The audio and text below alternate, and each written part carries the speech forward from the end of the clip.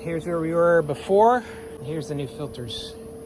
I ordered a set of replacement filters for my Pentair Clean and Clear filter. I'll show you why I like these originals better than some of the replacements. First of all, the bands, you're going to get 1, 2, 3, 4 of these retaining bands that keep your pleats lined up the way they need to be.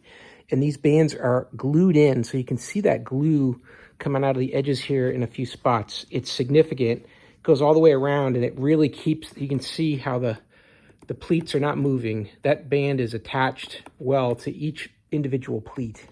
So it's going to give you, keeps the structure of your filters. When the bands are gone, then the pleats get all wonky and you have them touching each other, and now you're not having the surface area that you need. So that's really an important piece. The other one is the end caps here. These are also molded, and they're that hard rubbery type. It's a malleable surface. This is not cheap plastic that's just a cap on here. This is a rubbery finish here that's going to shrink and expand with the temperature and allow this to stay, again, as a structure and to support using these over and over again. So like I said, I got 5 years out of my last ones. I probably could have gone a little longer, but this is a very well designed end cap.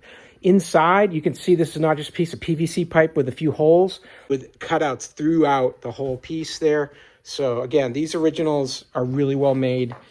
And there's something that's worth spending that little bit extra on for that peace of mind that you're going to be good to go for the next 5 years.